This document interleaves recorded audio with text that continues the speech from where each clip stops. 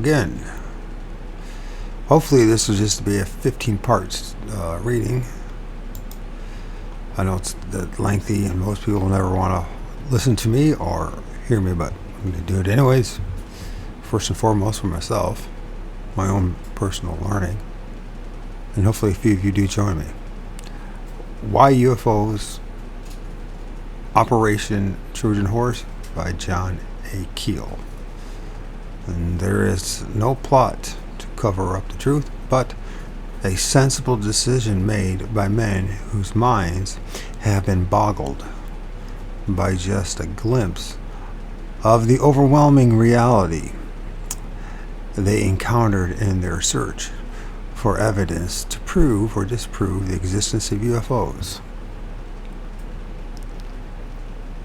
Now, a lot of people, they think they belong to a certain group, camp, whether it's within the UFO communities or within the cryptid communities and all that.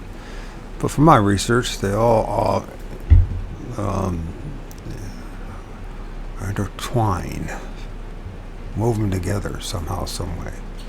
We're now chapter 6, Flexible Phantoms of the Sky. The Wednesday phenomenon is quite evident in the historical events as well as in the contemporary sightings. A disproportionate number of UFO events seem to be concentrated on Wednesdays and Saturdays, particularly the landing and contact cases. The frequency of the Wednesday and Saturday events immediately removes the phenomenon from a framework of chance to coincidence, or coincidence, After I discovered this basic pattern in 1966 through 67, other researchers checked it with their own data and verified it. Historian Lucius Faris uncovered a number of early statements and cases which further indicated that this Wednesday phenomenon had been observed and reported upon long ago. In Myths and Legends of Ancient Israel by Angelo S.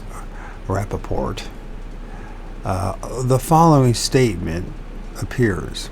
Concerning demons, they lodge in trees and cactus bushes, in gardens, vineyards, in ruins and desolate houses and dirty places. To go along into such places is dangerous, and the eves of Wednesday and Saturday were considered dangerous times. Agrath, daughter of the she-demon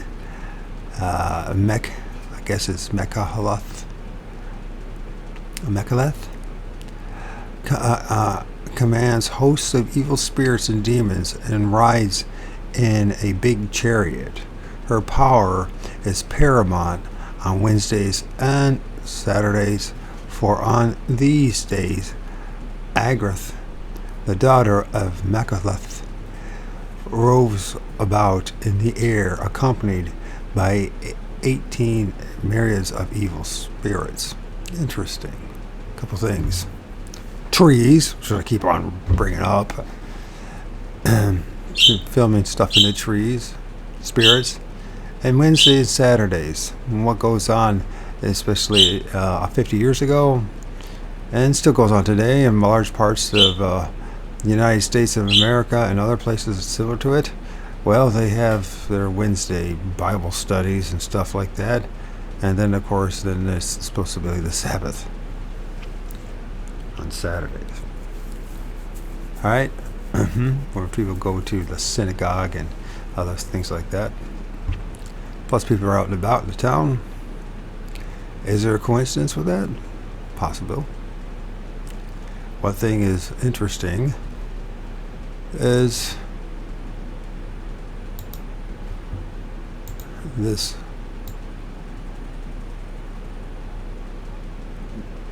And I am going to copy that, because that's like once in a while I find something or someone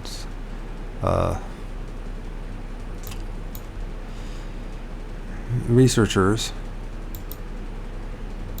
who support my claim that we have to pay attention to the trees. Why do I say that? Because that's what I'm finding myself, my own research. Didn't even know I was going to say that. I never read this book before. It was just recommended by some credible sources to read it. So, not only do our unusual events show a decided preference for Wednesdays and Saturdays, but the early cases contain many of the same features found in modern events. Blinding searchlights were frequently described in the reports in the 19th century, and such searchlights remain one of the consistent features of the modern sightings. The arc light had been invented in the 19th century, but searchlights utilizing it required considerable power, either in the form of many heavy batteries or a powerful generator driven by steam or gasoline engine. This kind of equipment would add too much weight to any known aircraft of the period and would have been completely impractical. The only available lights in the 1890s and early 1900s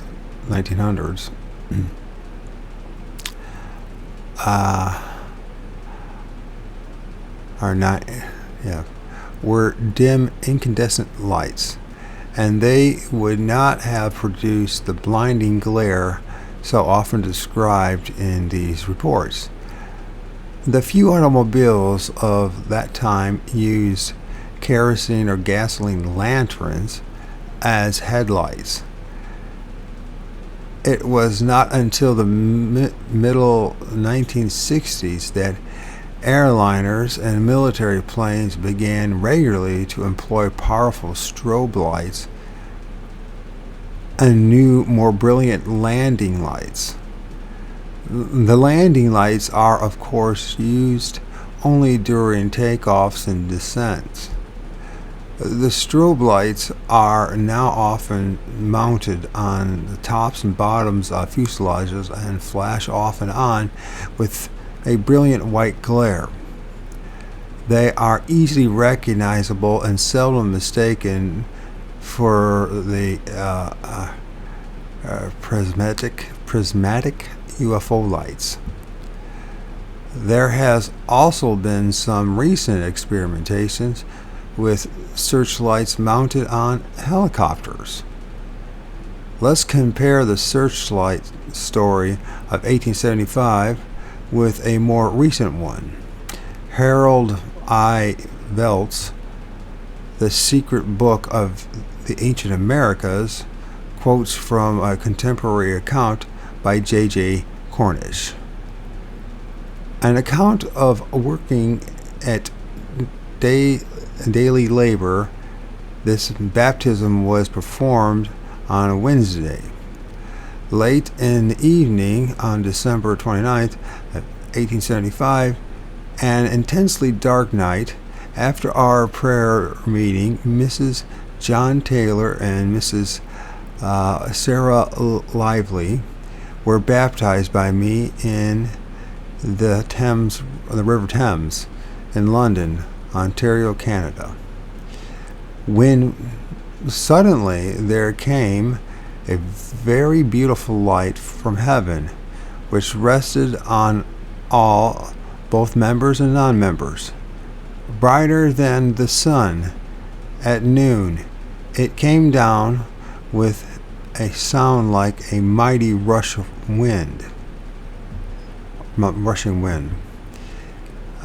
We could hear it far above in the distance, and as it reached the place where we stood, we were enveloped in the brightest and most beautiful light I ever saw. The glory of the Lord. The light was round and straight up and down, like a shaft from heaven to earth, just as bright on the inside edge as it was in the center, and so far as we could see it, was just as dark on the outer edge as it was a mile away. After baptism and dismissal, the light did not go out, but gradually went up until it vanished from our sight. Here we seem to have had a directed or controlled beam of electromagnetic energy, which is what light is, which did not reflect on the area outside of the immediate beam. This is commonly described by UFO witnesses. The witnesses to the Presque Island, Pennsylvania landing in 1966 reported, or I guess it's Presque Island, is that how you pronounce it? Presque Island reported that the angular object which settled onto the beach was projecting several beams of concentrated light. And as a footnote here, London, Ontario has been a site of many interesting UFO events in the past 20 years. So concentrated light in all directions. The peculiar thing about these beams was that they seemed to go out from the object and extend to different lengths, not fading into the darkness, but terminating suddenly like poles or rods of light. Some of these beams were said to have darted into the forest on the edge of the beach as if they were looking for something. In April 1966, Robert Howard was visiting some friends on a farm outside of St. Clairville, New York, when a UFO showed up at 8:30 p.m. on a Sunday evening. Howard and several others stepped outside to watch what they described as a saucer-shaped object about 12 feet in diameter, with flashing red lights set in its edge. It settled in a nearby swamp. Howard headed across the fields towards the object while more people gathered. The thing appeared to be beaming a very narrow stream of brilliant white light into a nearby woods. Nearby woods. As Howard neared it, he said it bobbed to the right and took off over the treetops. For days after the incident, his right eye was puffy, bloodshot, and watery.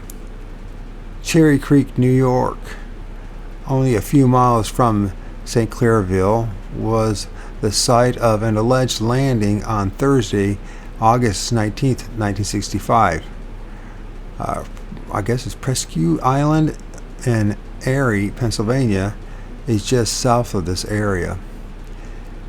The UFO wave in Australia and New Zealand has been most intense.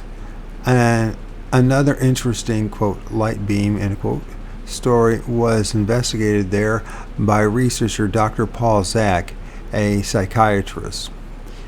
In 1967, the witness, a prominent businessman named A.R. Spargo, quote, and an employer of a large labor force, end quote, was driving alone near Boyup Brook in Western Australia when the incident reportedly occurred. It was about 9 p.m.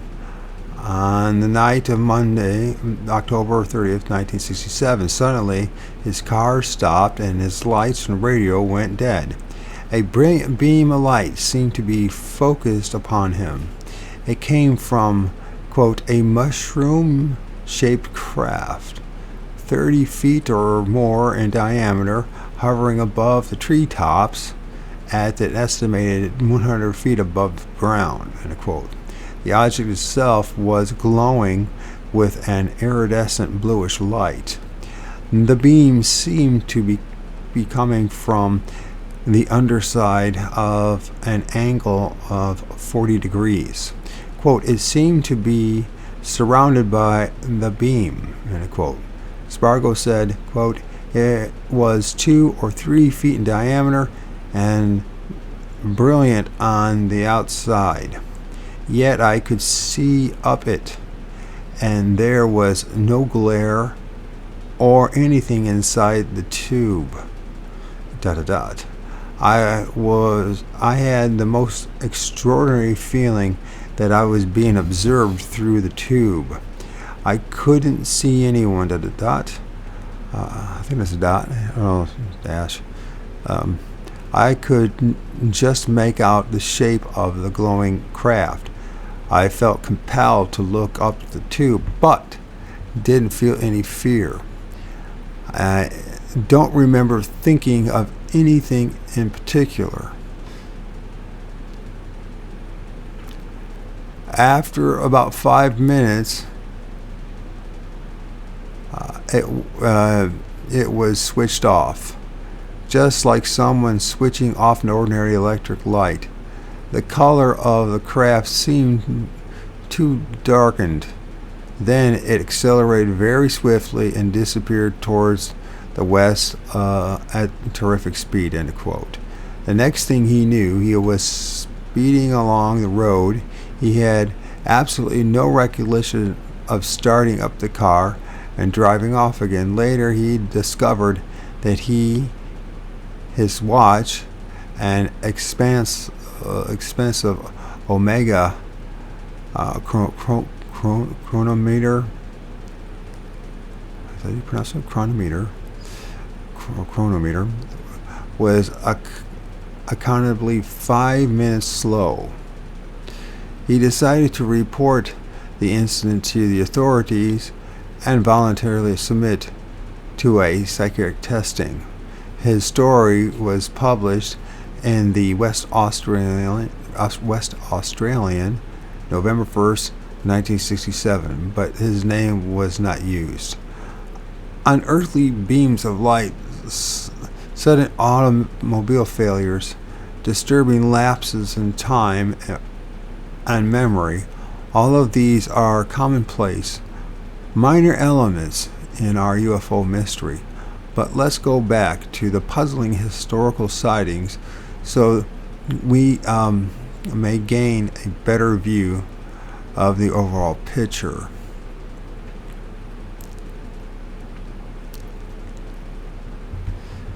The flap of 1909. There were, of course, many observations of unusual aerial objects between 1897 and 1909. Thanks to the efforts of Lucius Ferris and his colleagues, we have an impressive sampling of these early reports to work with. The reliability of some of the newspaper accounts can certainly be questioned, but the tongue-in-cheek journalistic jokes are quite transparent, at least to someone who grew up in the newspaper business.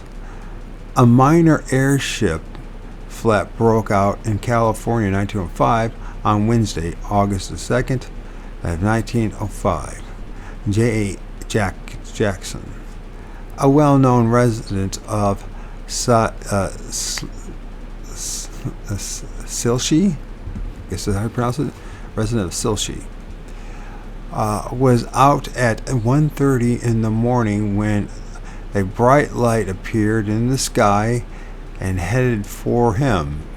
According to the account published in the Brawley, California News, August 4, 1905.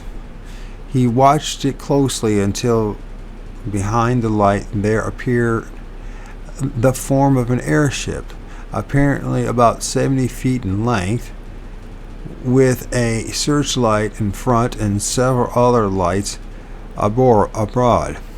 The mysterious machine appeared to be propelled by wings alone and rose and fell as the wings flapped like a gigantic bird.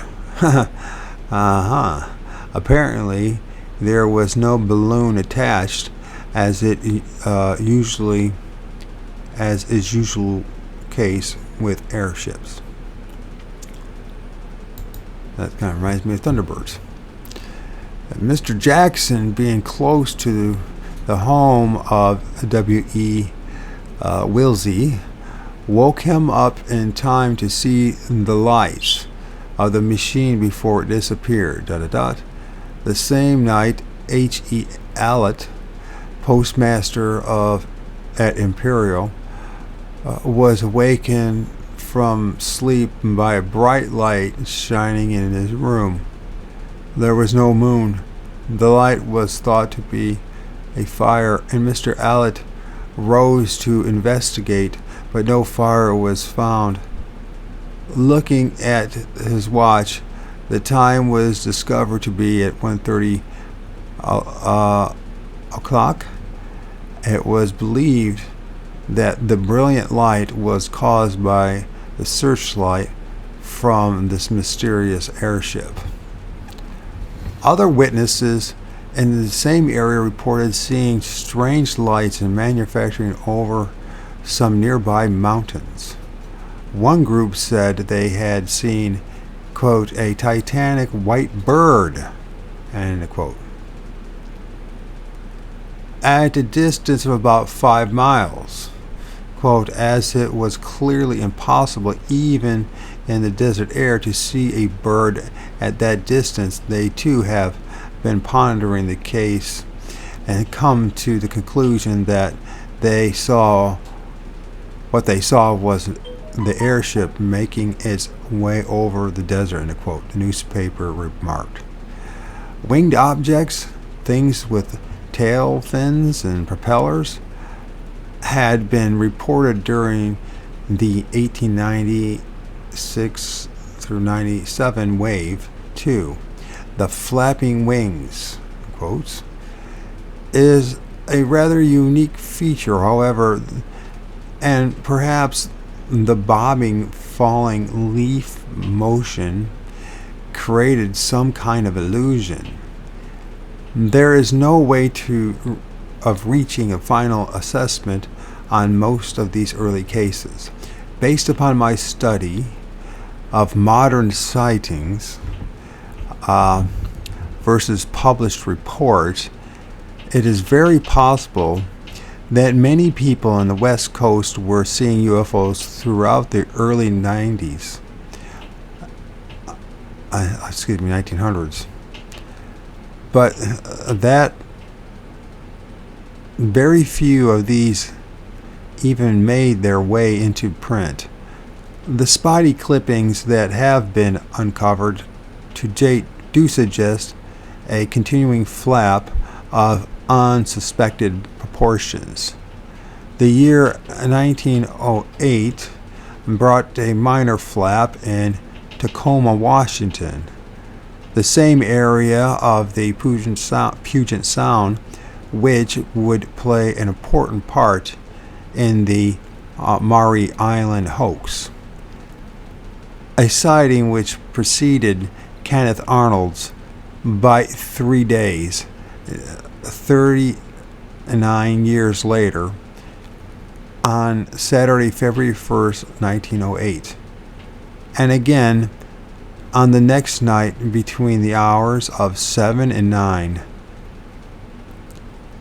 A brilliant reddish object, 2 to 3 times as bright as Jupiter, passed over Kent, Washington, and was seen by many. Some described it as being cigar-shaped.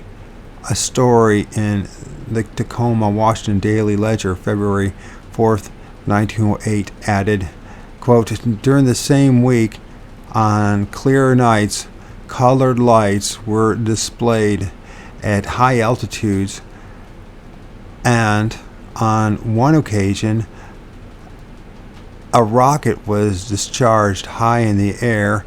It is asserted, end of quote. The light was viewed by the populaces of many of the towns along its route.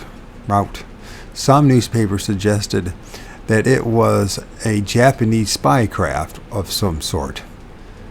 The Russo-Japanese War had taken place 3 years earlier, and the, quote, yellow pearl, end quote, was popular topic by racial bigots on the West Coast. On June 30, 1908, the now famous meteor, in quotes, exploded over Siberia. The next summer, in mid-July 1909, residents in the thinly populated Blue Mountains of New Zealand began to see a, quote, cigar-shaped or boat-shaped, in quote, object cruising their skies.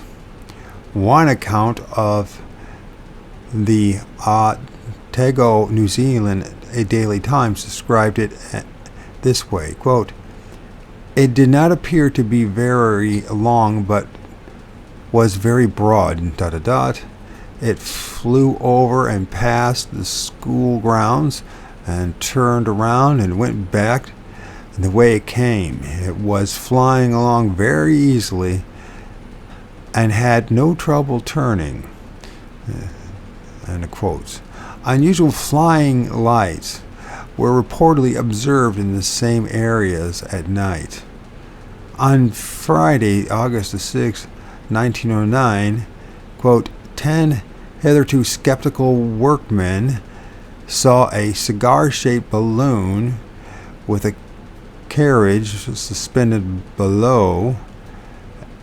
It had a powerful white headlight and changed altitude steadily several times. End of quote. The mystery airship of 1896 through 97 had returned, this time halfway around the world from Europe and the United States. We have found no mention of the New Zealand sightings in the American press of the period, and assumed that the news did not travel far. The airship itself did travel very far, however. Late in August 1909, the Russian correspondents of the London Daily Mail filed a dispatch about, quote, an unknown controllable airship, end quote, which had appeared over the city of Revel, making 2 wide circles before disappearing into the direction of Finland. The event was said to have caused a great excitement.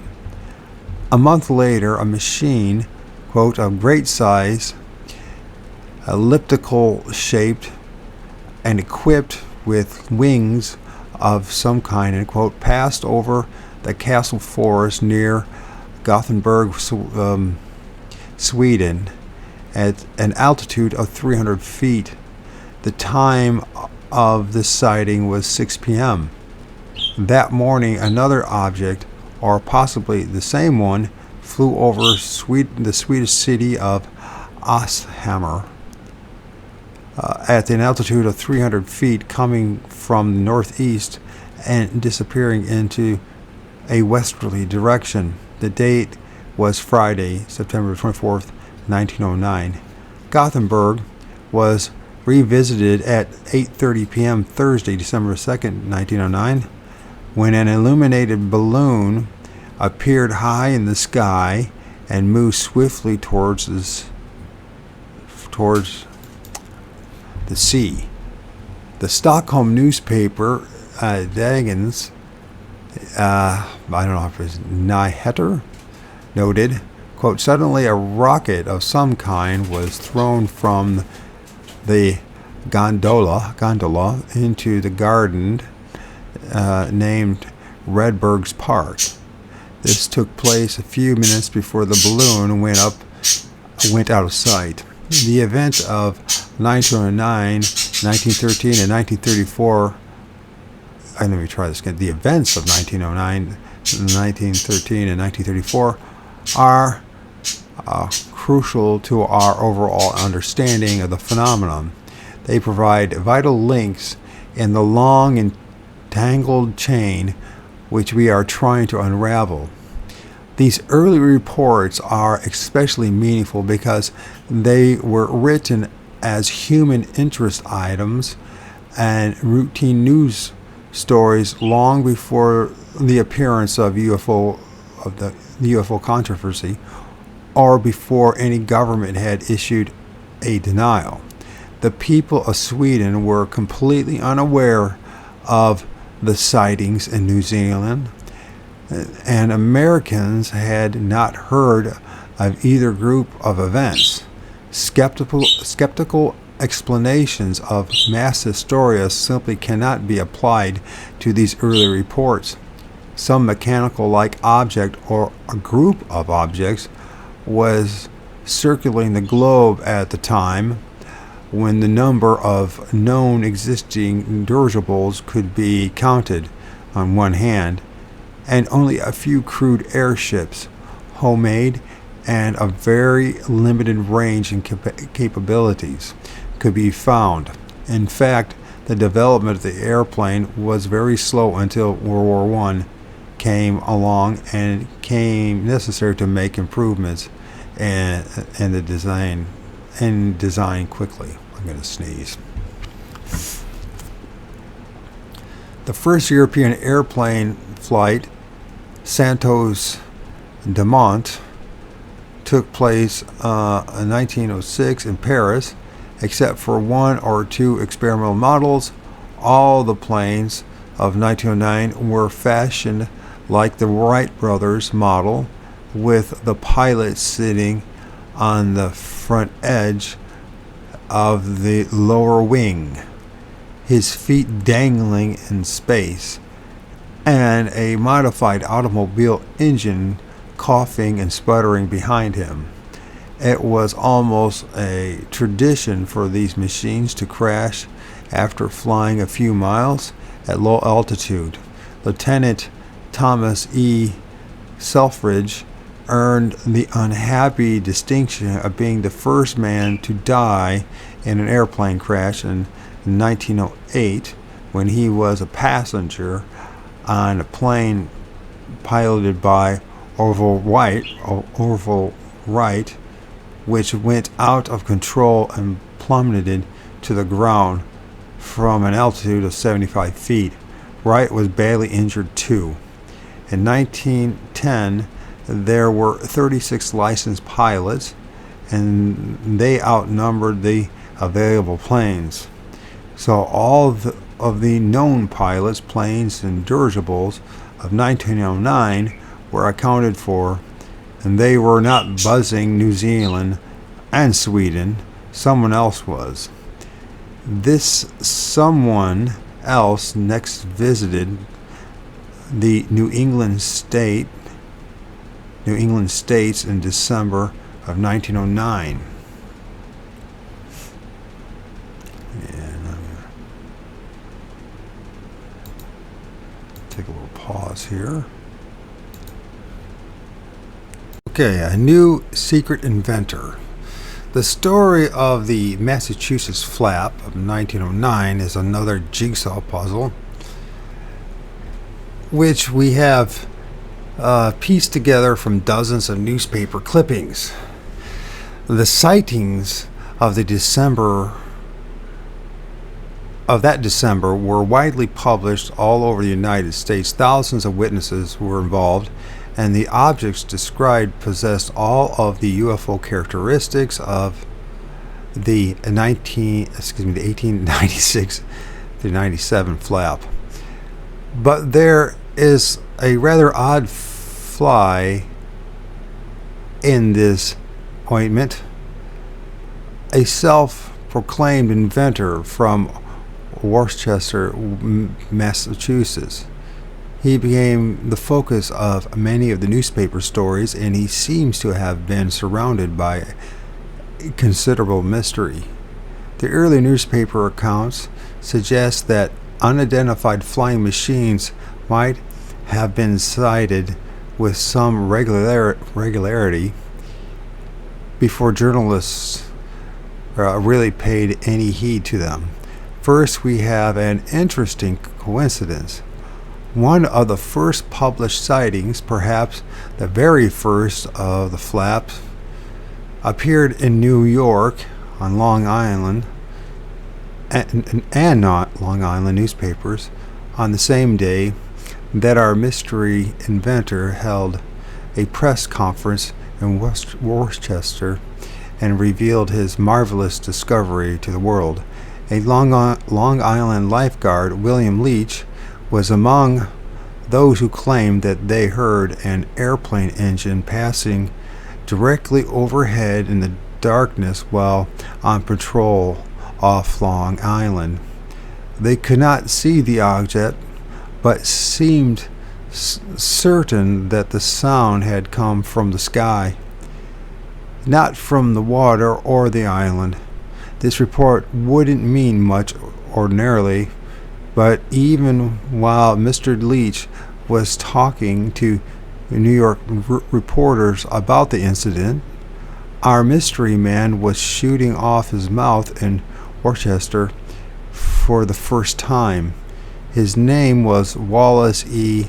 Tillinghast, and he was the vice president of Sure Seal Manufacturing Company in Worcester. According to the newspapers, he was a man of immense eminence and reputation, and was the holder of several patents. He claimed that he had invented, built, and tested an airplane capable of carrying 3 passengers with a weight limit of 200 pounds each at a distance of at least 300 miles without a stop to replenish the supply of gasoline, and if necessary, at a rate of 120 miles per hour. On September 8, 1909, he said he had flown his machine around the Statue of Liberty and then had soared to Boston and back to New York without landing. The newspapers continued. Another part of this trip is still more wonderful. Mr. Tillinghast says that when near Fire Island, off the coast of Long Island, one of the cylinders of the flyer ran irregularly, so the motor was stopped. With the machine 4,000 feet in the air and sailed 46 minutes, while 2 mechanics repaired it in midair, the engine being started again when the airplane was near enough to land to be seen by a member of a life-saving crew patrolling the beach. Presto, we have an explanation for Mr. Leach's story, or have we? Because we can review the flap of Christmas week 1909, and we must dissect the remarkable story of Mr. Tillinghast. It bears many interesting resemblance to the tales of San Francisco's mystery inventor. Unlike lawyer Collins' well-dressed and well-spoken middle-aged client, Mr. Tillinghast was located by numerous reporters. He was interviewed. His wife was interviewed. He was well known in Worcester, held a responsible position there, and had no discernible motivation to make up outrageous claims. Rather, he had everything to lose. As soon as the sightings of the mystery airplane broke in the newspapers, he stepped forward and offered an explanation, which was taken very seriously by the nation's press. Although all of the known airplanes of the period were tiny open biplanes, Mr. Tillinghast described his invention as being a monoplane weighing 1,550 pounds with a wingspan of 72 feet and an engine of 120 horsepower. It could take off in a small area of about 75 feet, he said, and could travel at an unheard of speed of 120 miles per hour, 2 miles per minute.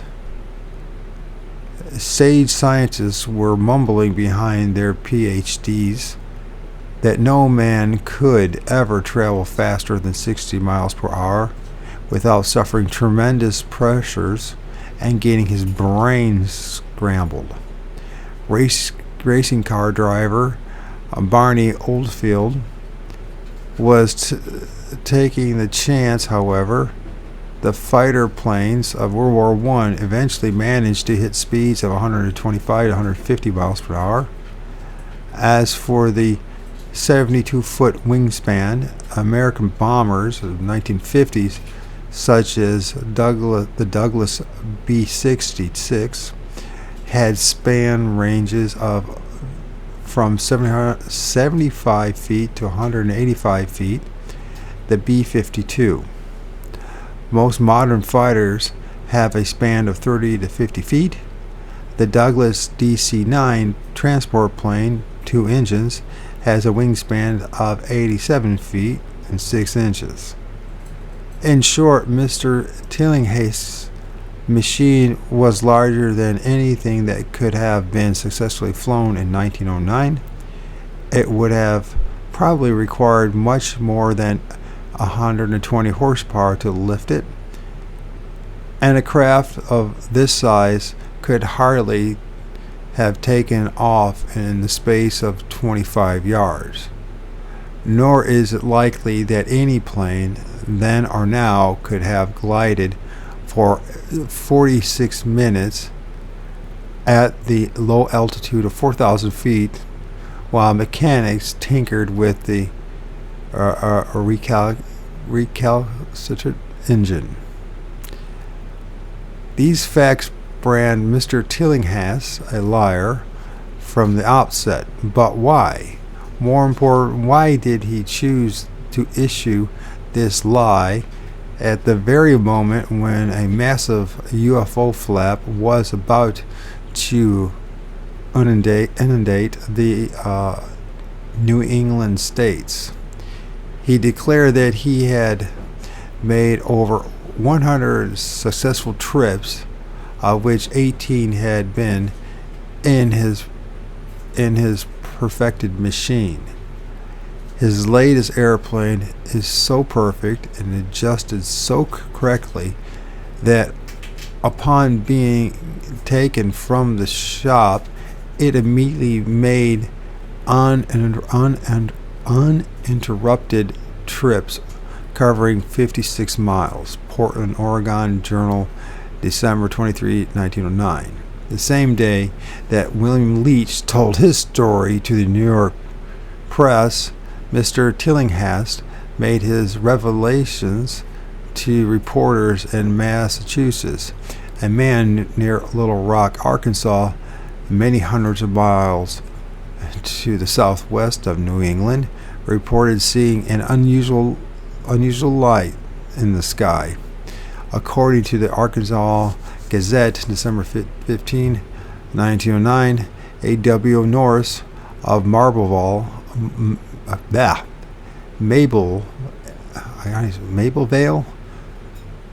Road, overseer of District Number 8. Man, I cannot read.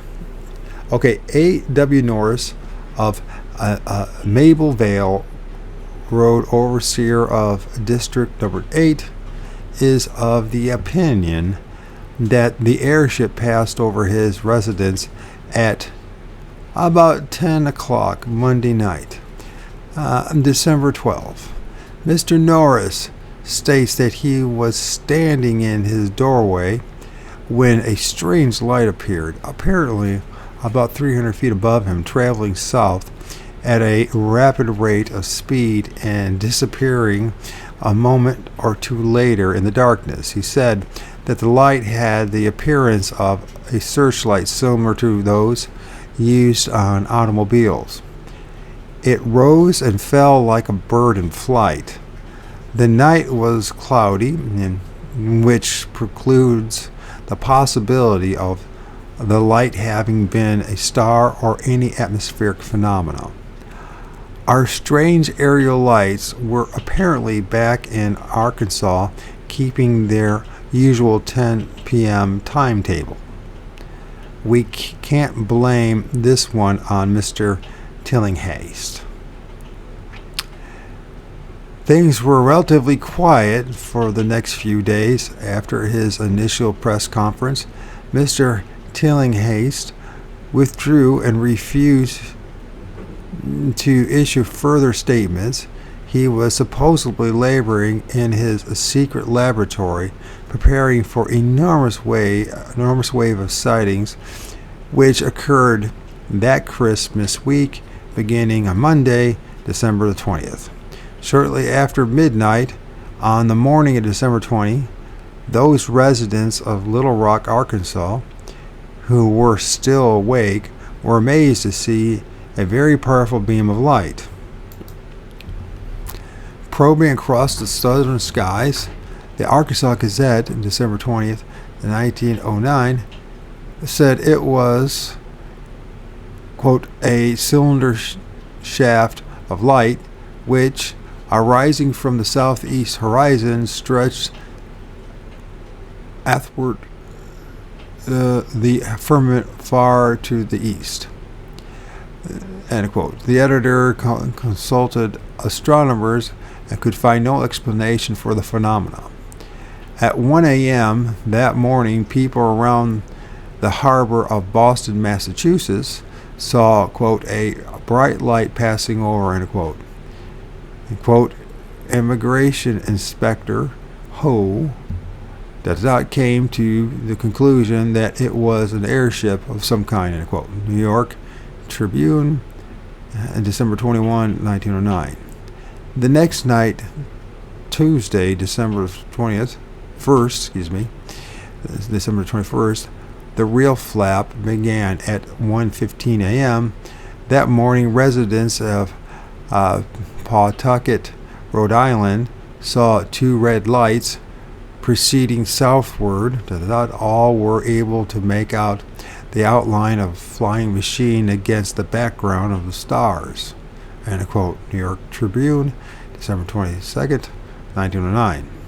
At 5:20 p.m. on Wednesday, December 22, a brilliant light appeared over Marlborough, Massachusetts. Its powerful searchlights, in quotes, sweeping the sky. Then it slowly proceeded to Worcester, some 16 miles distance, where it hovered above the city for a few minutes and then disappeared for 2 hours. Finally, it returned and circled 4 times above the city. Using a searchlight of tremendous power, thousands of people thronged the streets to watch the mysterious visitor. End quote. The newspaper reports on the sequence of events are voluminous. Reporters immediately dashed to Mr. Tillinghaste's home in Worcester, where they found the inventor absent. His wife told them, "My husband knows his business. He'll talk when the proper time comes," end quote. The following night, everyone in New England was out scanning the skies. They were not disappointed. Strange flying lights seemed to be everywhere. They were seen over Boston Common and throngs at Marlborough, South Farmingham, Natick, Ashland, Grafton, North Grafton, Upton, Hopedale, Northborough witnessed them. Since the lights moved against the wind, balloons were ruled out as an explanation. Something carrying the searchlights, which played from side to side, passed over Williamatic,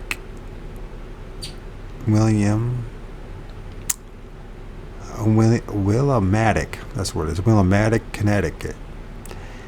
Here is a summary from the Providence, Rhode Island Journal, December 24, 1909. As on Wednesday night, the light was first reported passing over Marlborough about 6:45 o'clock. The light, which was at a height so great as to make impossible to view it. Let's try this again. The light, which was at a height so great as to make impossible a view of its support, disappeared to the southwest in the direction of Westborough and Worcester. It was traced from North Grafton, not far from Worcester, through Grafton and North Grafton, Hopedale and Milford, and then after being lost sight of, the reappeared of man, this is hard. And this is a newspaper, of course. And then after being lost sight of, reappeared in Natick about 7:30 o'clock, going in the direction of Boston. Observers are positive that it was a searchlight.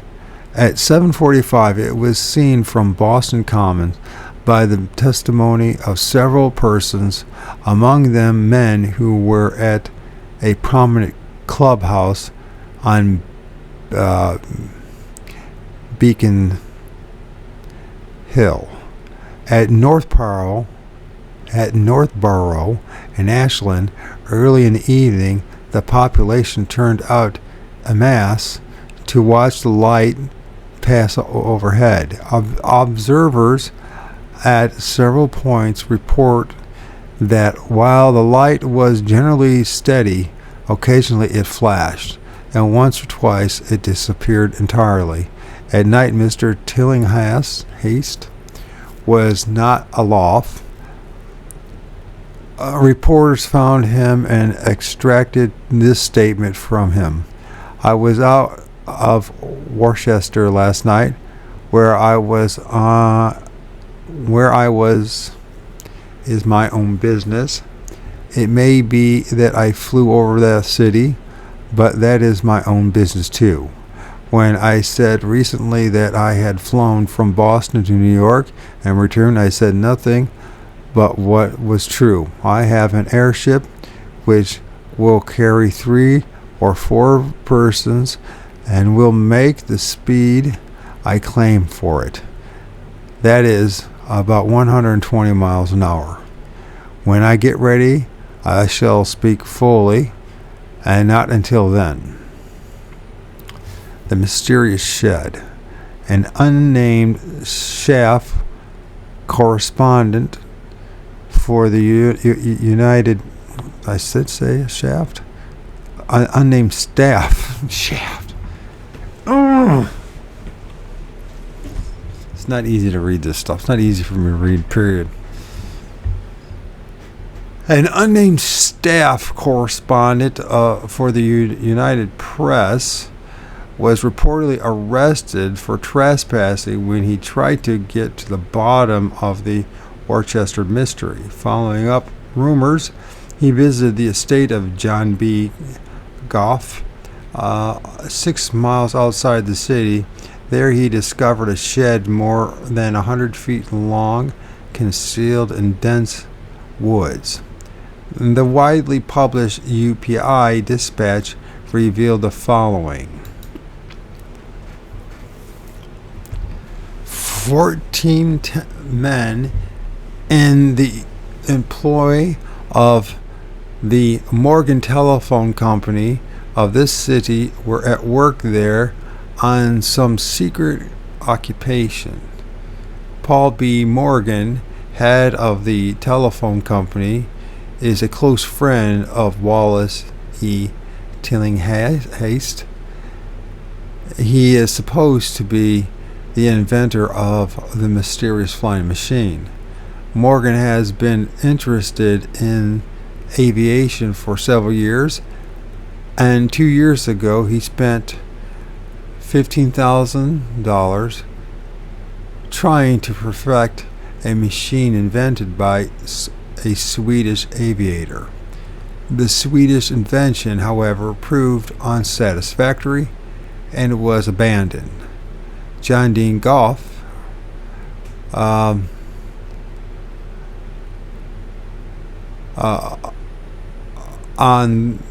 whose estate the shed was found, is an old-time temperance lecturer and is friendly with Tillinghast and Morgan.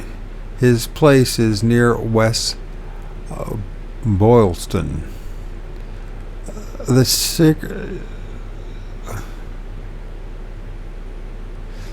secrecy maintained at the Goff estate and the careful manner in which the shed discovered today is being guarded lends new weight to the belief that a marvelous ship has been constructed.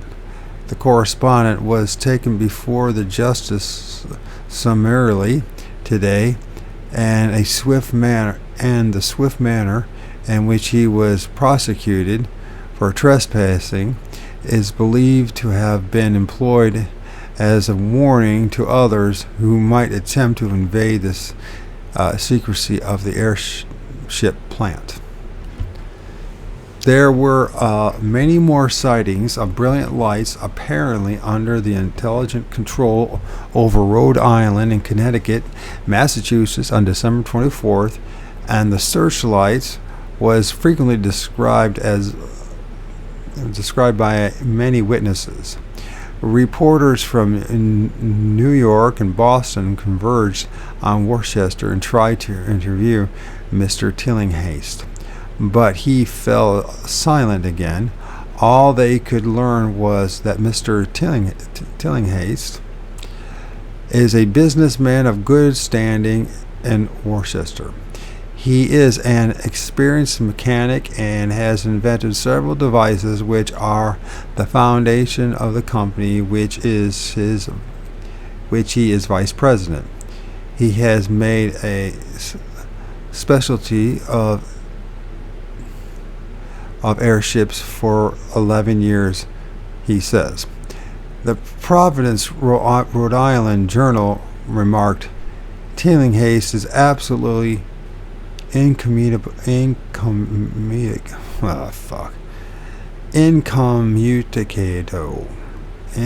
Okay.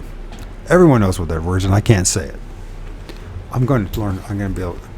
Damn MS. Everything is in the fucking way. I swear to God, if you just could just have something normal. Normal. That's just normal for me. I know I can say the damn word, but I can't say the damn word. Alright, let's try it again. Incommunicado. Incommunicado. Incommunicado. Incommunicado. Why can't I fucking say that word? Incommunicado. Because there's more than 2 syllables. That's why. Incommunicado. Alright, where's that? So, Tillinghast is absolutely incommunicado. The notoriety that has followed him since the mysterious lights were seen has seriously interfered with his business and with his home life. He has not been permitted an hour of peace. At his office there are constantly 2 or 3 persons who want to know something. At the door of his place of business and at his home he is closely watched by mysterious men. When he is home, his telephone rings constantly. As his wife has only recently recovered from an illness, the constant clangor is not conducive to his good nature. Quote, closely watched by mysterious men, end quote.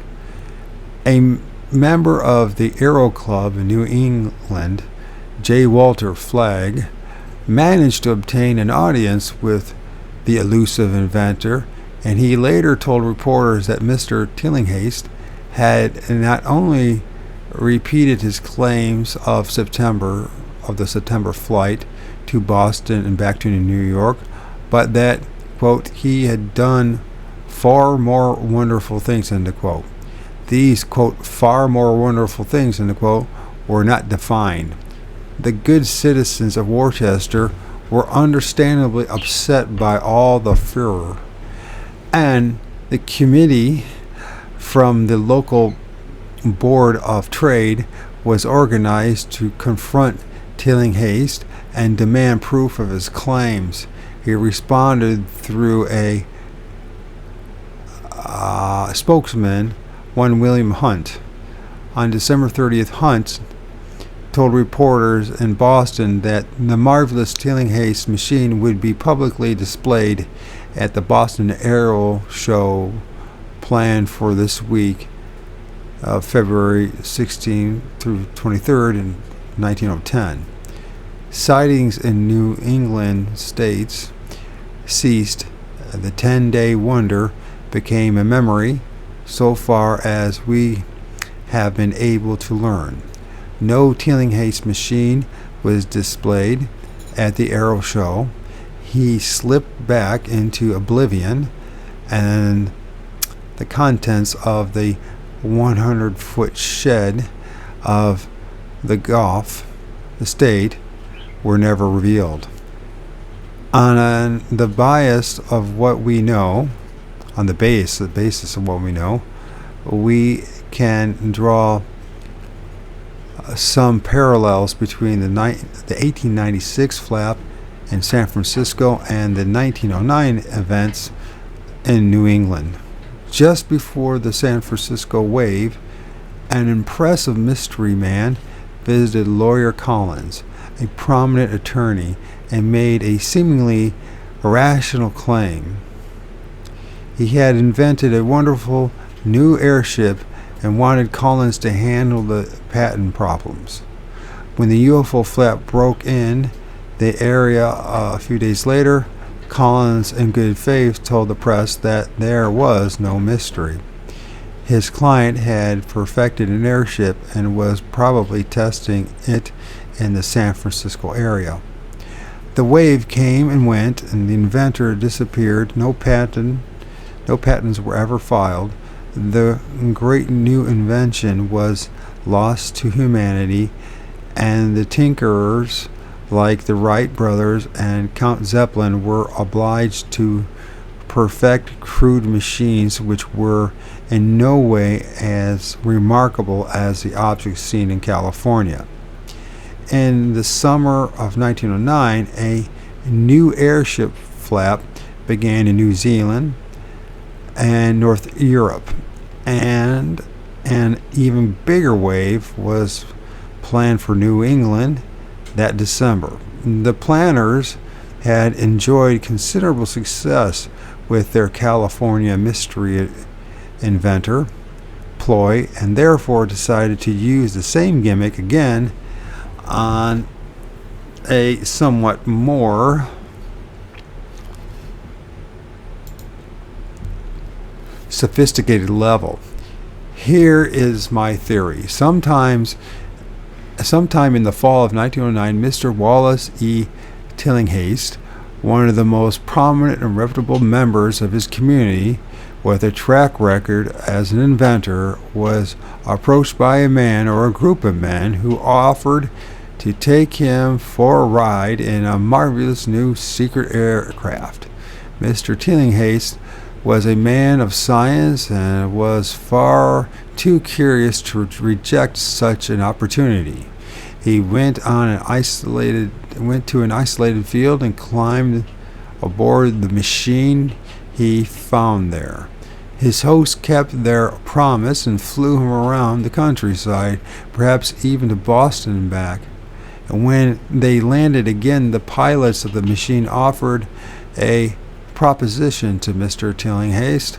They struck a bargain which they had no intention of keeping, and perhaps they offered him a large interest in the profits from their flying machine, provided he did exactly as they ordered during the next few months.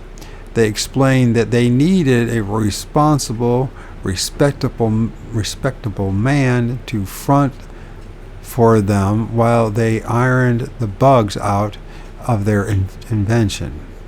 They appealed to his ego, saying that they were interested only in giving their airship to the world, and they didn't care if he took full credit for it.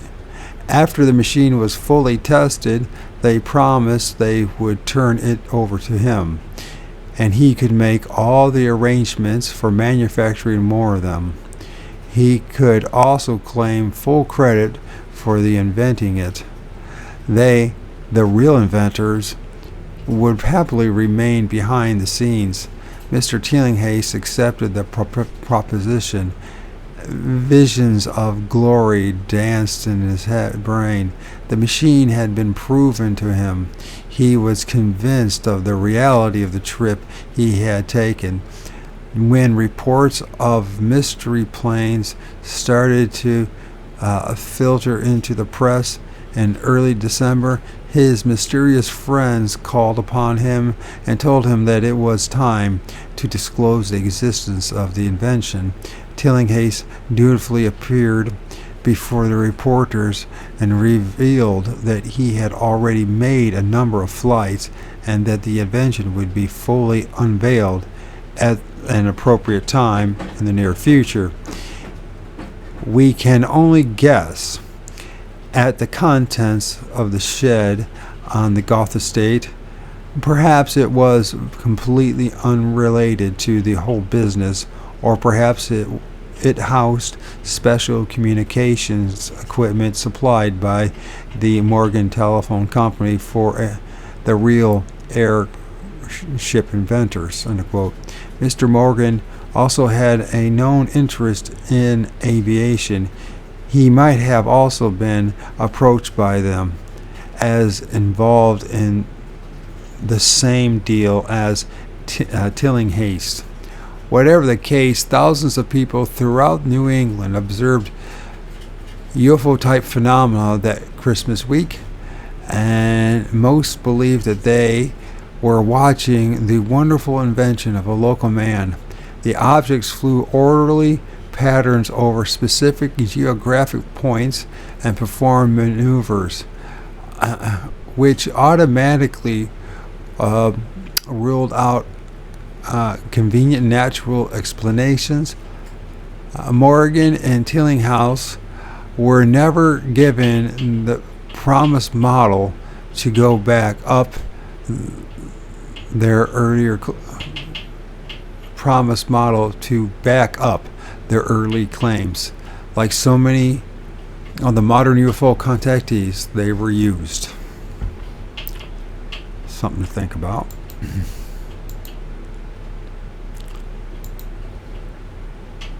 The 1910 sightings. 3 huge lights of almost uniform dimensions appeared over Huntington, West Virginia early on the morning of Friday, December 31st, 1909. A farmer named Joseph Green thought they had fallen on his land, but a thorough search failed to find any trace of them. Then at 9 a.m. on the morning of Wednesday, January the 12th, 1910, thousands of people saw an unusual flying machine passing directly over Cuyahoga, Tennessee. It's Cuyahoga, Chattanooga. That's what I meant to say. Chattanooga, Tennessee, at a great altitude. The chugging of the engine was clearly heard. The same night, an airship passed over Huntsville, Alabama, traveling at high speed according to the reports. At 11 a.m. the next morning, a white dirigible balloon reappeared over Chattanooga, heading from south to north. It was again seen the following day at noon, this time coming from north and heading southeast. The most interesting sighting of 1910 took place directly over New York City that same summer. They are significant because their similarities to the sightings of the Scandinavia and 1934, which we will discuss shortly. At 8:45 p.m. on the night of Tuesday, August the 30th, 1910, a long black object flew low over the island of Manhattan, accompanied by the sound of an engine. Hundreds of people stared upward in amazement as the object approached Madison Square and the Metropolitan Life Insurance Company Tower. The New York Tribune, August 31, 1910, reports the vague bulk, as it came into nearer view, took on the semblance of a biplane. It swung past the tower, then turned and described one graceful turn after another around the illuminated structure, its outline standing out clear in the lights from many windows. Okay. It flew off towards the Flatiron building and then returned again to Madison Square, where it circled again, swooping down so low that it seemed to brush the tops of the trees. The trees thing again. The next night, Wednesday, it came back again at 9 p.m. and performed the same maneuvers, circling Madison Square in view of hundreds of people lounging in the park on a warm summer night. Persons who saw the flying mystery differ as to the number of lights it carried. Some say it carried 2 red lights. Others lean to the 3 green theory.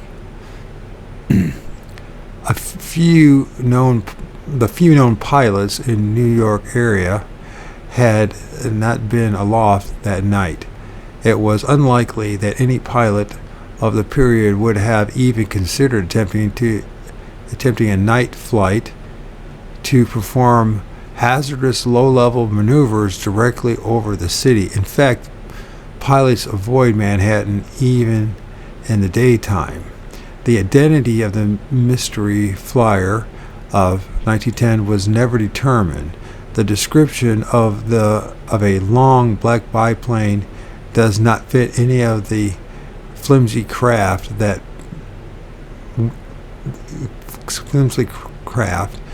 performing Sunday demonstrations in the fields and meadows of Long Island and in New Jersey.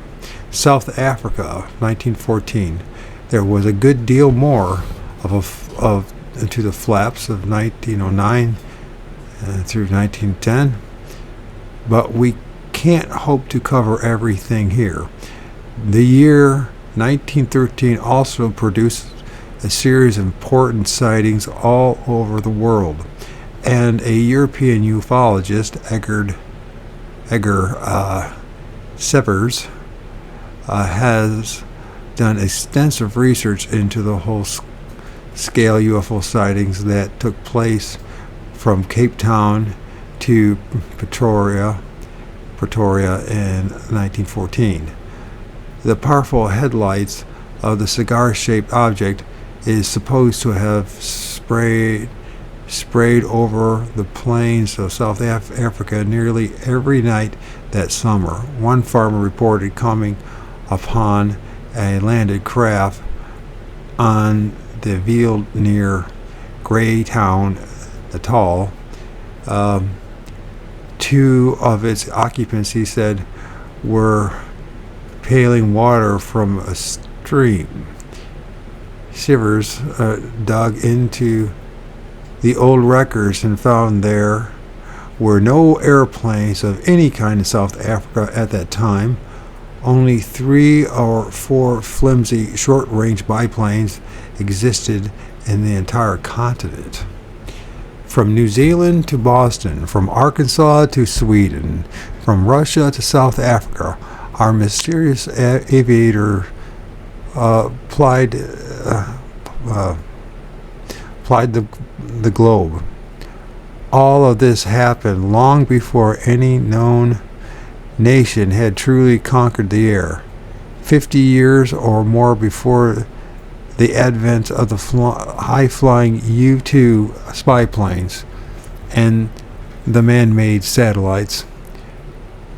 Were these unknown biplanes or dirigibles, balloons, space probes from some distant planet, or were they machines operated from hidden bases or a hidden world much closer to home? So that's the end of chapter 6. And our next one will be unidentified airplanes.